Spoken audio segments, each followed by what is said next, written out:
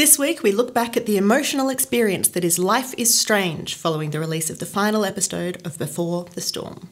We find out how a transport safety campaign turned into a viral hit that spawned multiple video games, and check out some of the art and creativity that was on show at PAX Australia. This is Player Attack.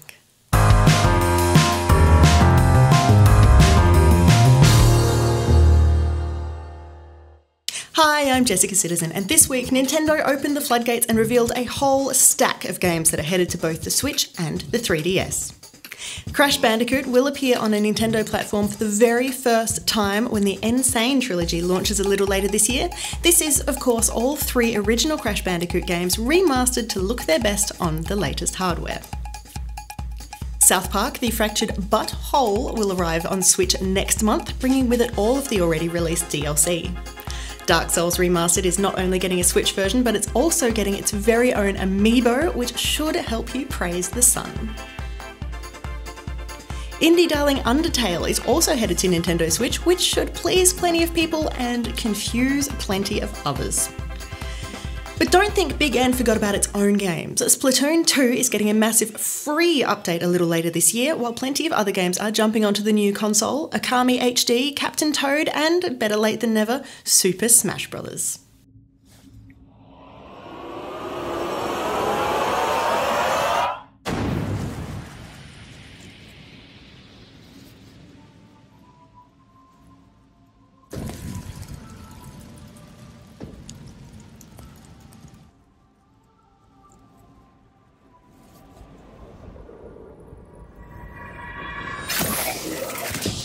We also heard plenty of other rumours about another game set to appear on the hybrid console, but both Nintendo and Blizzard are staying tight-lipped over whether or not the Master of Darkness really is preparing to make the leap.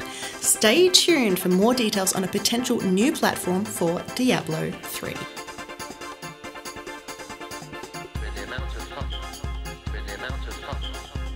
In other news, Valve is getting ready to get back into game publishing, with the Seattle company finally telling us a bit more about Artifact, an upcoming Dota 2 themed card game. The studio is also working on at least one other title, a fully fledged single player offering, plus 3 big VR games, but Artifact is the one in the spotlight at this stage. It was first revealed at the International, the Dota 2 championships held earlier this year, but the company is only now talking specifics. Gabe Newell and his team say they learned a lot from their hardware-heavy focus of the past few years, and that their efforts were definitely not wasted, but the time has come to turn back to their software roots.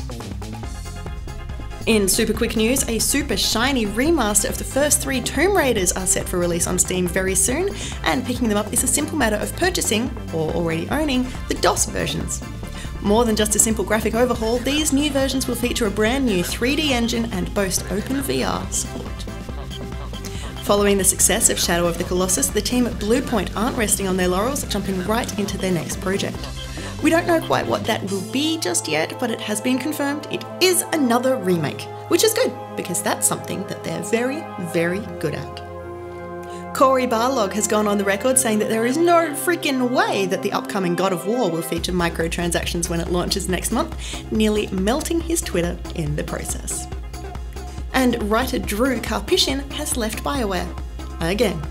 He's been working on Anthem after contributing to both Mass Effect 1 and 2, Star Wars The Old Republic, Neverwinter Nights and Baldur's Gate 2, as well as a stack of novels for Star Wars, Mass Effect, Forgotten Realms and his own Chaos Born trilogy. Karpyshyn actually left BioWare a while ago to write Chaos Born, but he returned to work on Anthem. It seems the lure of original work has grown too strong for him now. He's concentrating on an upcoming sci-fi graphic novel, more books, and dabbling a little in freelance gaming work. We are already getting things lined up for some big E3 showcases. We knew that the next Battlefield was going to be on show at EA Play, and now we can add the first official Ubisoft title to the list, with the team at Massive Entertainment unveiling plans for The Division 2. As with most Ubisoft games these days, there is a cast of thousands on board for this one. Massive will be joined by Ubisoft Reflections, Red Storm Entertainment, Ubisoft Annecy, Ubisoft Shanghai and Ubisoft Bucharest. It will use an updated version of the Snowdrop engine, and we have already been told the studios have taken everything they've learned from the original Division and will be applying it to the sequel to make sure we get it right. And speaking of developers learning from experience, Remember how we mentioned recently that nobody is playing H1Z1? Well, it looks like the people working on it have noticed too, and in a last-ditch effort to attract new fans, they've made the game free to play. Anyone who did check out the game during early access will be rewarded with an appreciation pack, including some in-game clothes, an ARV, a bunch of victory crates, and a whole stack of skulls. If you didn't play in early access but have been meaning to try the game that did Battle Royale before it was trending, you've now got no excuse. So grab a few mates and jump right into some Auto Royale. And forgive me for making the obvious segue here, but PUBG is also making some big changes, but doing it over a bigger time frame. The developers have just released their roadmap for 2018, and there are some fun things on the way. There are new game modes on the horizon, new vehicles and new weapons, while the art team has been completely overhauling in-game assets, while the audio team has been doing the same to the in-game sound.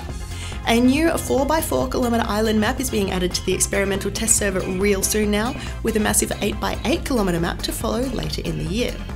There are also plans for a new emote system, in-game achievements, a new friends list system and squad voice chat in the main menu. If all of this and an upgraded parachute system isn't enough for you, there are also serious plans to improve stability and optimisation, and upgrading user security is, of course, top of the to-do list. Also on the list, but a little bit further down, esports, which we're told is not quite there yet.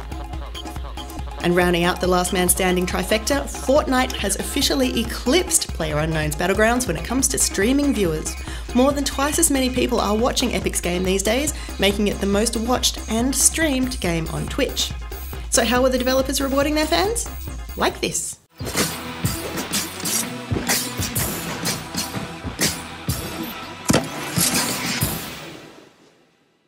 The Teams of 20 mode is available right now for a limited time, but for a longer lasting reward, how about a bit of portable play? Fortnite is officially headed to smartphones, and it will be fully compatible with your PC and Mac accounts. iOS is up first with an invite event running right now, but we are promised Android is coming in the next few months. It is the same gameplay, same map, same content and same weekly updates, all in the palm of your hand. Oh, and if you're a console player, even though Xbox One and PS4 still can't quite talk to each other, you'll still get cross-play, cross-progression and cross-purchase between Fortnite on your console, your home computer and your smartphone, no matter which combination you're using. For more information on any of these stories, or to keep up to date with the latest gaming news, head to playerattack.com. But for now, stick around, we've got plenty more still to come.